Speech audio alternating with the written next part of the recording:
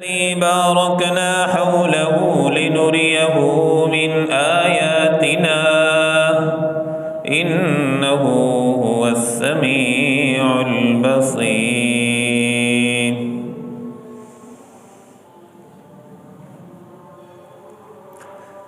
یا رب دل مسلم کو زندہ تمنا دے، یا رب دل مسلم کو زندہ تمنا دے،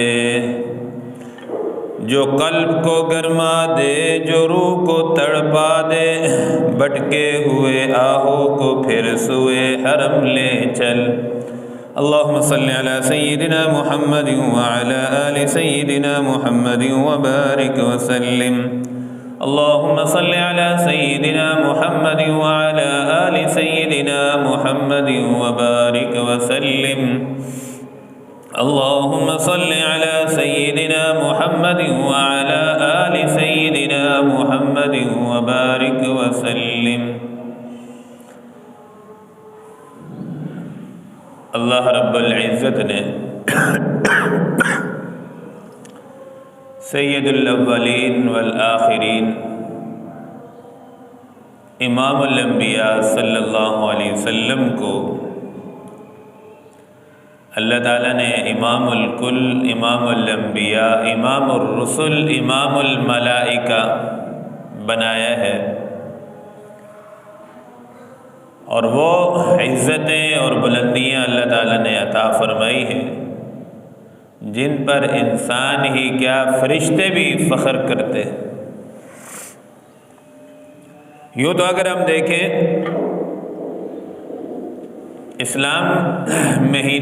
اسلامی سال کے جتنے بھی مہینے ہیں قربانیوں سے مزین ہیں، اور رجب کا جو مہینہ ہے یہ اسلامی سال کا درمیان کا مہینہ ہے۔ اسی مہینے کے اندر امام الانبیاء صلی اللہ علیہ وسلم کو اللہ رب العزت نے معراج نصیب فرمایا۔ عرش کے اوپر اللہ تعالیٰ نے آپ صلی اللہ علیہ وسلم کو بلایا۔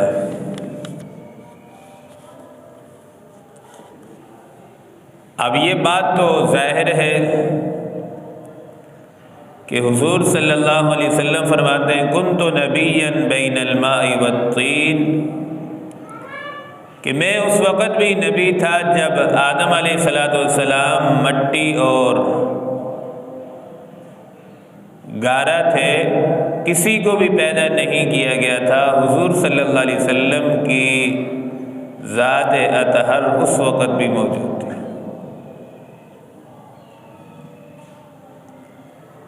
تو حضور صلی اللہ علیہ وسلم کو جو اللہ تعالیٰ نے بظاہر نبوت عطا فرمائی وہ 40 سال کی عمر میں، یعنی جب دنیا میں حضور صلی اللہ علیہ وسلم تشریف لائے تو محمد بن عبداللہ بن کر، اور جب 40 سال کی عمر میں نبوت عطا فرمائی تو پھر محمد الرسول اللہ صلی اللہ علیہ وسلم کی رونمائی ہوئی۔ اور جب نبوت کا اعلان فرمایا تو یوں تو آپ صلی اللہ علیہ وسلم کی آمد کی خوشیاں اپنوں نے بھی، غیروں نے، سب نے منائی کہ حضور دنیا میں تشریف لائے، لیکن جب نبوت کا اعلان فرمایا تو پھر سب سے پہلی جو مخالفت کرنے والے وہ اپنے لوگ، اپنے رشتہ دار۔ تکلیفوں کی ابتدا شروع ہوئی حضور صلی اللہ علیہ وسلم نے جب اعلان نبوت فرمایا تب سے،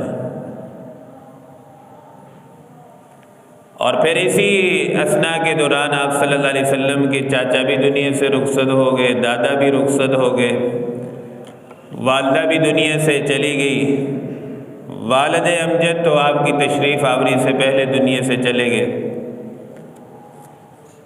آخر میں آپ صلی اللہ علیہ وسلم کی زوجہ محترمہ حضرت سیدہ خدیجہ الکبریٰ رضی اللہ تعالیٰ عنہ ان کا بھی انتقال ہو گیا۔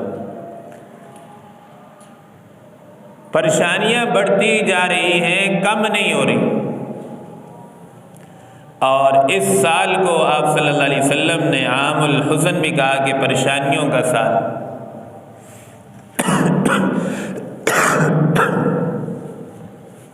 اب آپ صلی اللہ علیہ وسلم نے اپنوں کی تکلیفوں اور مکہ کے لوگوں کی پریشانیوں سے تنگ آ کر آپ نے ارادہ فرمایا کہ شہر سے باہر نکلتے ہیں اور اپنوں سے دور جا کر دوسری جگہ دیکھتے ہیں کہ لوگوں کا کیا سلوک ہے۔ تو حضور صلی اللہ علیہ وسلم نے پھر طائف کا سفر شروع فرمایا۔ وہاں جب پہنچے تو طائف کے اندر 3 بھائی رہتے تھے ایک ساتھ، ان سے ملاقات ہوئی حضور صلی اللہ علیہ وسلم کی۔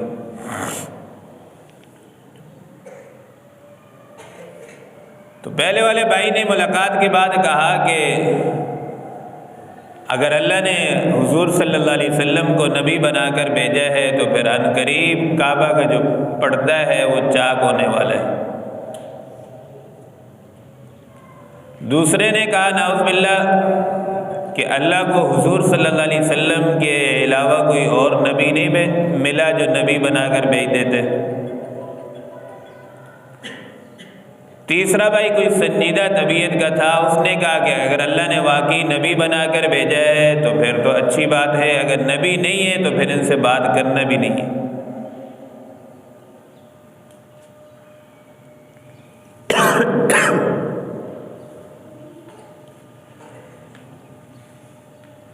اب حضور صلی اللہ علیہ وسلم کے پیچھے پھر ان طائف والوں نے، ان لوگوں نے بھی کوئی کسر نہیں چھوڑی، ہر تکلیف حضور صلی اللہ علیہ وسلم کو پہنچانا شروع کی،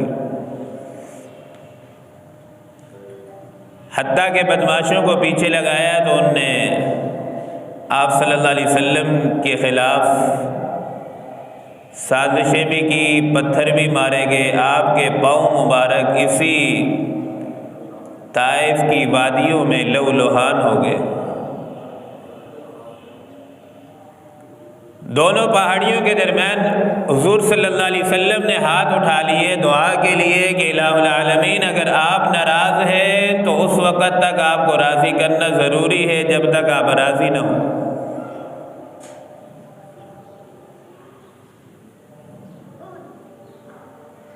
اللہ نے آپ کی دعا فوراً قبول فرمائی اور 2 فرشتوں کو بھیجا کہ جاؤ حضور صلی اللہ علیہ وسلم سے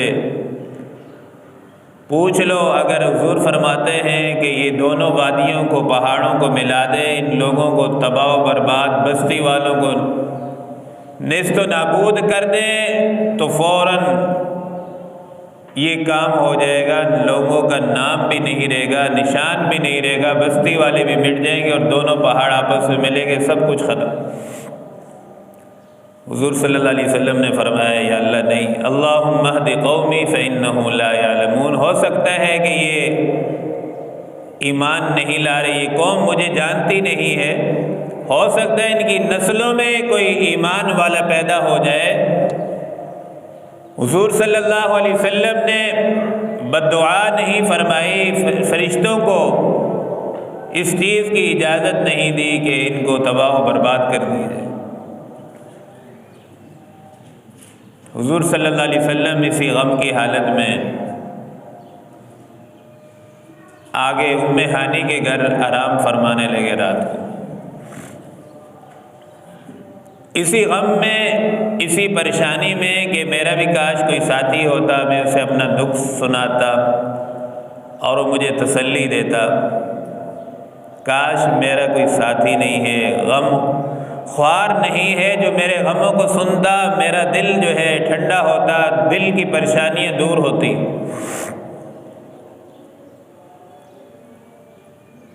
رات کو اچانک جبرائیل علیہ السلام ام ہانی کے گھر تشریف لاتے ہیں، حضور صلی اللہ علیہ وسلم آرام فرما رہے ہوتے ہیں۔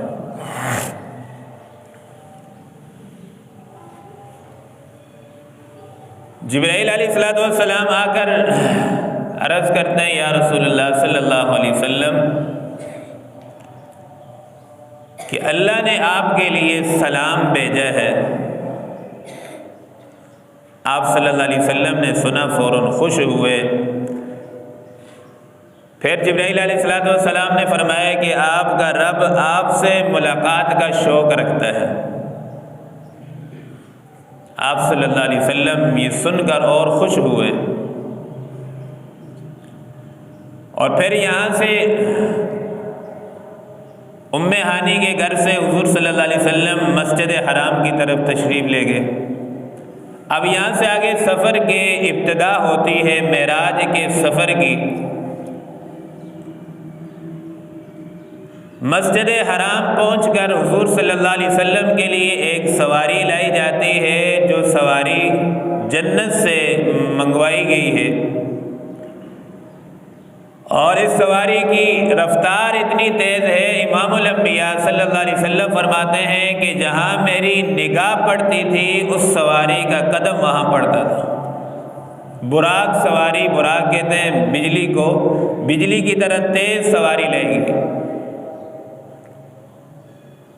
اب نبی اکرم صلی اللہ علیہ وسلم جیسے مسجد اقصی میں پہنچے تو دیکھا اللہ تعالیٰ نے امام الانبیاء صلی اللہ علیہ وسلم کے استقبال کے لیے تمام انبیاء کو جمع فرمایا ہوا تھا۔ جتنے انبیاء تھے سارے مسجد اقصی میں موجود۔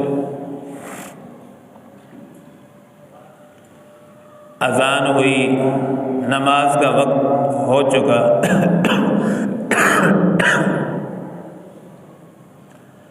اب سارے انبیاء پیچھے دیکھیں کون امام بنے گا، نماز کون پڑھائے گا۔ جبرائیل علیہ السلام نے حضور صلی اللہ علیہ وسلم سے فرمایا کہ امام الانبیاء صلی اللہ علیہ وسلم آپ آگے تشریف لائیں اور سب کو نماز پڑھائیں۔ اللہ رب العزت نے تمام انبیاء کو اس لیے جمع فرمایا تھا تاکہ آپ صلی اللہ علیہ وسلم کو امام الانبیاء بھی بنایا جائے، تمام انبیاء کا امام، اور حضور صلی اللہ علیہ وسلم کے استقبال کے لیے تمام انبیاء کو جمع فرمایا۔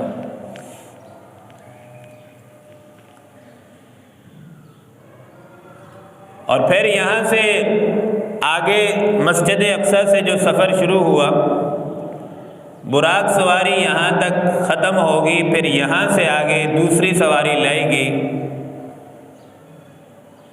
جنت سے رف سواری کا نام ہے۔ پھر اس پر حضور صلی اللہ علیہ وسلم کا سفر آسمانوں کی طرف شروع ہوا۔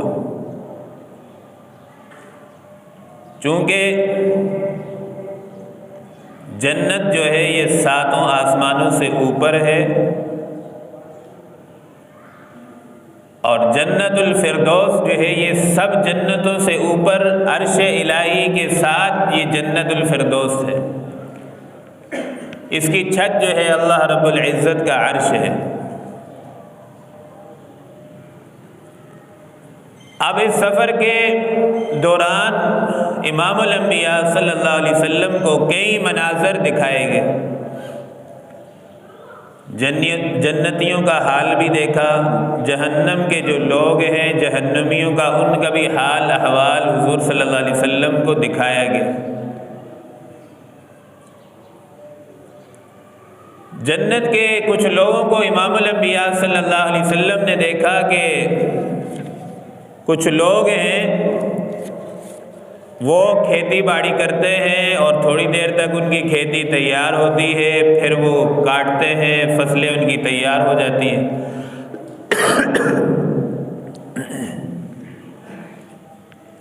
امام الانبیاء صلی اللہ علیہ وسلم نے جب یہ منظر دیکھا پوچھا جبرائیل سے کہ جبرائیل یہ کون لوگ ہیں جن کی کھیتیاں منٹ میں فصلیں لگاتے ہیں، منٹ میں تیار ہو جاتی ہیں، پھر کاٹتے ہیں، پھر تیار ہے۔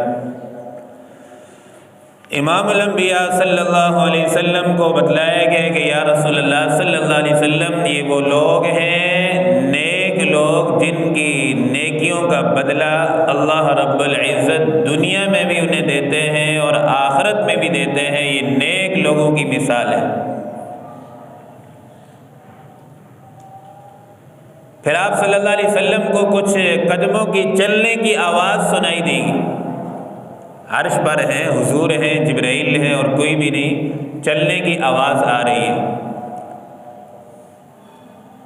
جبرائیل علیہ السلام سے پوچھا کہ جبرائیل یہ کس کے قدموں کی آواز ہے چلنے کی جو آواز آ رہی ہے؟ جبرائیل علیہ السلام نے فرمایا کہ یہ حضور آپ کے غلام سیدنا حضرت بلال حبشی رضی اللہ تعالیٰ عنہ کے قدموں کی آواز ہے، جو چلتے تو زمین پر ہیں لیکن ان کی آواز، چلنے کی پاؤں کی آواز جو ہے عرش الہی پر سنائی دیتی ہے۔ یہ کیوں؟ یہ اللہ تعالیٰ اپنے پیارے آقا صلی اللہ علیہ وسلم کے غلام صحابہ کا مقام دکھانا چاہتے تھے کہ یہ اتنے عظیم لوگ ہیں جو چلتے تو زمین پر ہیں، ان کی آوازیں عرش الہی تک سنائی دیتی۔ پھر جہنم کے کچھ مناظر حضور صلی اللہ علیہ وسلم کو دکھائے گئے کہ کچھ لوگ ہیں جن کے ہونٹ اونٹ کی طرح لمبے ہیں، یوں لٹک رہے ہیں،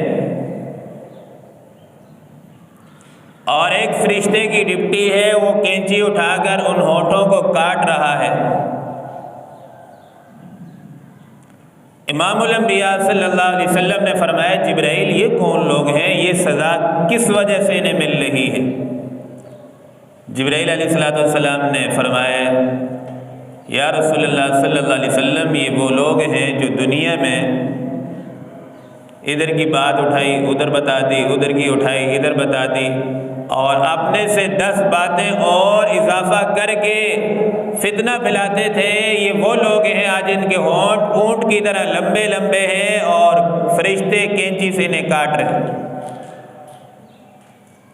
تو اس لیے کوئی بات آدمی کی سنے تو اس کی تحقیق ضروری ہے۔ تحقیق کے بعد پھر المجالس بالامانہ، کچھ باتیں امانت ہوتی ہیں، مجلس کسی کے ساتھ بھی آدمی کرے تو جتنی باتیں ہوتی ہیں وہ امانت ہوتی ہیں، دوسروں تک پہنچانا یہ جاسوسی کہلاتا ہے اور خیانت ہے۔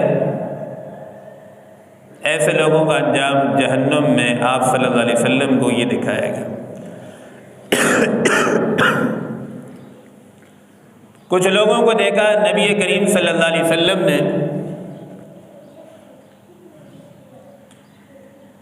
کہ ان کے دڑ تو انسانوں کے ہیں لیکن چہرہ ان کا خنزیر کی طرح ہے۔ امام الانبیاء صلی اللہ علیہ وسلم نے پوچھا جبرائیل سے کہ جبرائیل یہ کون لوگ ہیں اور ان کا یہ انجام حشر کس وجہ سے ہوا؟ جبرائیل علیہ السلام نے عرض کیا یا رسول اللہ یہ وہ لوگ ہیں جو دنیا میں دوست کی خاطر دوست کی ہاں میں ہاں ملاتے تھے، جھوٹیاں گواہی دیتے تھے، یہ وہ لوگ ہیں، اور شراب پینے والے ان لوگوں کا یہ انجام ہے۔ شراب پینے والے اور جھوٹ بولنے والوں کا، جھوٹی گواہی دینے والوں کا یہ انجام ہے کہ دڑ انسانوں کا ہے اور چہرہ ان کا خنزیر کا ہے۔ ہر برائی کی سزا الگ الگ۔ حضور صلی اللہ علیہ وسلم نے کچھ اور لوگوں کو دیکھا کہ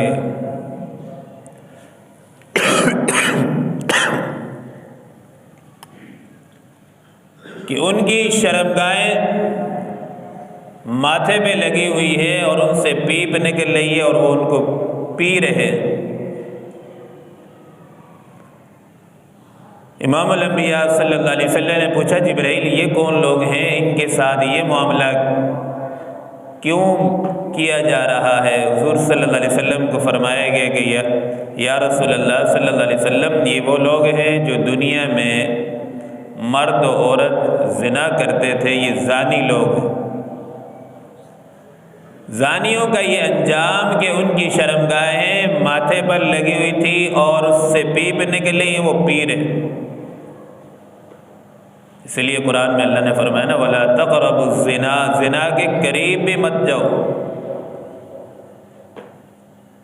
إِنَّهُ كَانَ فَاحِشًا وَسَاءَ سَبِيلًا، اور یہ بہت برا راستہ ہے۔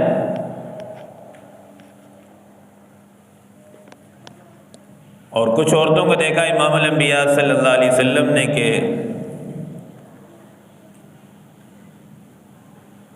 ان کی آوازیں کتوں کی طرح نکل رہی ہیں۔ پیارے آقا نے پوچھا جبرائیل علیہ السلام سے کہ جبرائیل یہ کس وجہ سے ان عورتوں کے ساتھ یہ معاملہ ہوا؟ جبرائیل علیہ السلام نے فرمایا کہ پیارے آقا یہ وہ عورتیں ہیں جو اپنے خاوند کی نافرمانیاں کرتی تھی، ان کے آگے زبان درازی کرتی تھی اور شور کے آگے بدتمیزی سے پیش آتی تھی، یہ وہ عورتیں۔ اللہ تعالیٰ نے شور کے بھی کچھ حقوق رکھے ہیں اور عورتوں کے بھی حقوق ہیں۔ اب آدمی اگر گھر میں یہ کرے کہ بھئی خالی میرے حقوق ادا ہوں اور دوسری کی کوئی رعایت نہ ہو تو معاملات کبھی نہیں بنتے۔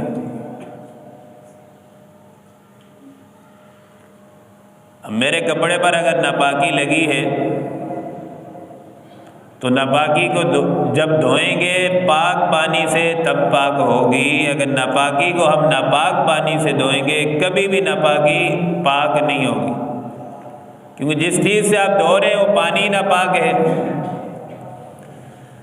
اب برائی کو جو ختم کرنا ہے معاشرے سے، اگر آپ کو کوئی آدمی گالی دیتا ہے آپ بھی اس کے بدلے میں اس کو گالی دیں گے تو معاملات کبھی ختم نہیں ہوں گے، برائی کبھی ختم نہیں ہوگی، وہ بڑھتی چلی جائے گی۔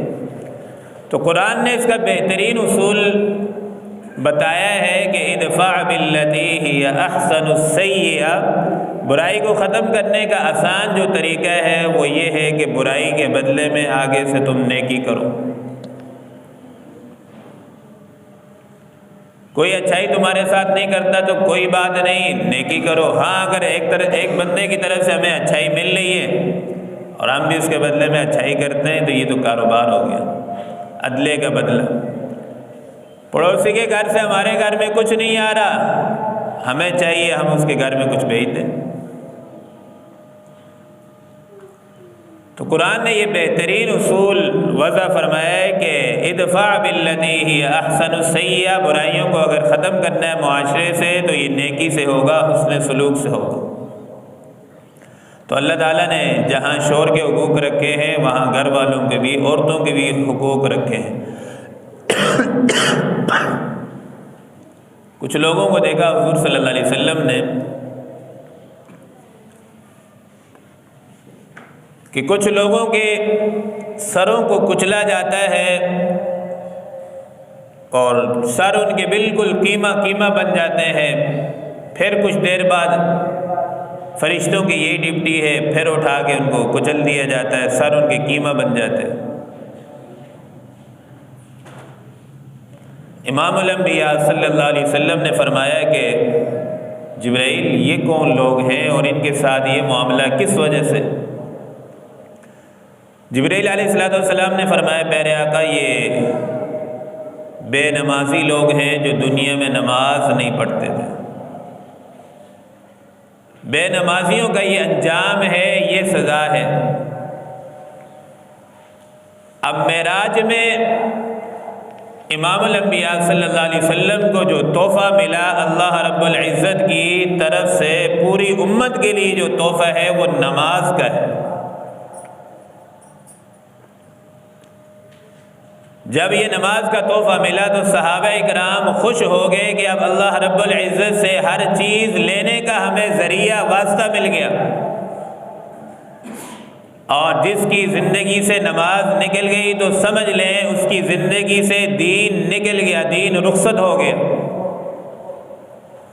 صرف اپنے شناختی کارڈ پر مسلمان لکھوانے سے انسان مسلمان نہیں بنتا جب تک دین کے سارے احکامات کو پورا نہ کرے۔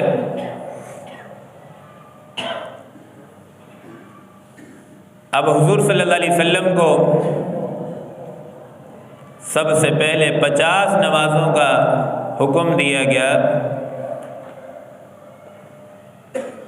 بات لمبی ہو جائے گی۔ پھر موسیٰ علیہ السلام سے ملاقات ہوئی تو اب یہ بھی اللہ تعالیٰ کی اس میں حکمتیں تھیں کہ بار بار آپ صلی اللہ علیہ وسلم کو بلندی نصیب فرمانا تھی تاکہ کل مشرکین دشمنان اسلام یہ نہ کہیں کہ یہ ایک ہی دفعہ آپ کو عروج نصیب ہوا آسمانوں پہ جانا، یہ دشمنان دین کو بتلانا تھا کہ بار بار یہ بلندیاں حضور صلی اللہ علیہ وسلم کو نصیب ہوئی، ایک بار نہیں بار بار۔ آپ صلی اللہ علیہ وسلم حضرت موسیٰ سے ملاقات ہوئی، کہا جاؤ کم کرا کے لاؤ، پھر آپ صلی اللہ علیہ وسلم تشریف لے گئے، 5 نمازیں کم ہوگی، 45 رہ گئی، کرتے کرتے آخر میں 5 نمازیں رہ گئی۔ تو پھر بھی موسیٰ علیہ السلام نے فرمایا کہ میری امت کو 2 نمازیں ملی تھی، میری قوم والے وہ 2 نمازیں بھی نہیں پڑھتے تھے۔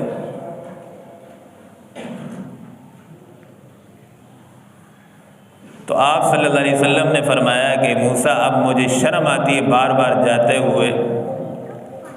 آپ صلی اللہ علیہ وسلم نے فرمایا کہ میری امت جو یہ 5 نمازیں پڑھے گی، اللہ رب العزت اسے 50 نمازوں کا ثواب عطا فرمائیں گے۔ حضور صلی اللہ علیہ وسلم کا احسان دیکھیں، ملاقات میں جب ملاقات ہوئی تو اللہ تعالیٰ نے آپ صلی اللہ علیہ وسلم پر رحمتیں اور تجلیات ڈالی سدرۃ المنتہا کے مقام پر۔ تو ملاقات میں فوراً حضور صلی اللہ علیہ وسلم کو جب فرمایا گیا کہ السلام علیک ایھا النبی ورحمۃ اللہ وبرکاتہ، حضور صلی اللہ علیہ وسلم بھی اللہ تعالیٰ کے لیے تحفہ التحیات للہ والصلوات والطیبات، فرمایا یا اللہ جتنی بھی قولی فعلی بدنی مالی ساری عبادتیں ہیں یا اللہ آپ کے لیے۔ تو اللہ نے اس کے بدلے میں جواب میں فرمایا کہ ایھا النبی ورحمۃ اللہ وبرکاتہ، کہ سلامتی ہو نبی آپ پر، اور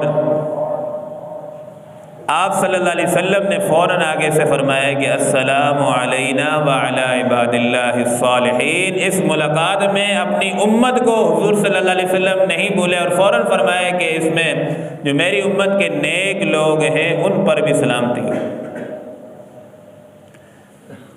اب جب یہ معراج ہو چکا، چونکہ بات کو میں سمیٹ رہا ہوں، وقت پورا ہو گیا، جب آپ صلی اللہ علیہ وسلم معراج پر تشریف لے گئے تو پوری کائنات کا نظام اپنی جگہ بالکل ٹھہر گیا۔ آپ صلی اللہ علیہ وسلم فرماتے ہیں کہ جب میں واپس آیا تو دیکھا جس پانی سے میں نے وضو کیا تھا وہ پانی ویسے ہی بہہ رہا ہے، سارے معاملات ویسے ہی ہیں۔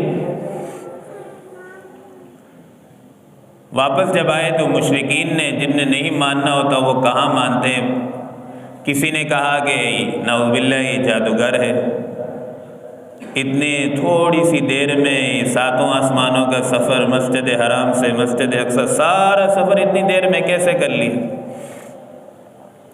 ابو جہل اٹھا، اسے اور بولنے کا موقع ملا، وہ کہنے لگا، ابو بکر صدیق کے پاس گیا سب سے پہلے۔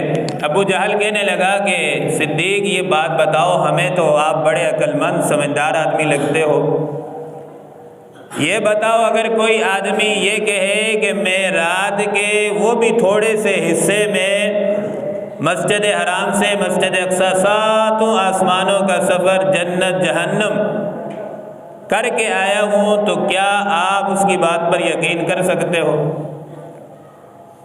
اور یہ ہو سکتا ہے؟ صدیق اکبر نے کہا نہیں۔ ابو جہل نے دل میں کہا اچھا میرا کام بن گیا، مجھے تو ایک اور میرا ساتھی مل گیا۔ پھر فوراً ابو جہل کہنے لگا اگر آپ کا دوست ساتھی حضرت محمد الرسول اللہ کہے کہ میں نے یہ سفر کر کے آئے تو پھر؟ صدیق اکبر نے کہا آپ نے پہلے تو کوئی میں محمد شامل نہیں ہے، اور اگر آپ صلی اللہ علیہ وسلم یہ کہتے ہیں تو سب سے پہلے میں اس کی گواہی دیتا ہوں کہ سچ کہہ رہے۔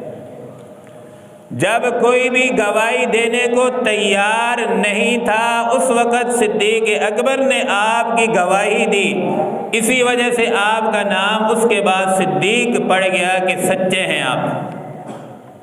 تو میرے دوستو، یہ معراج کا جو سب سے بڑا تحفہ ہے، اللہ نے ہمیں اس امت کو نماز کا دی ہے۔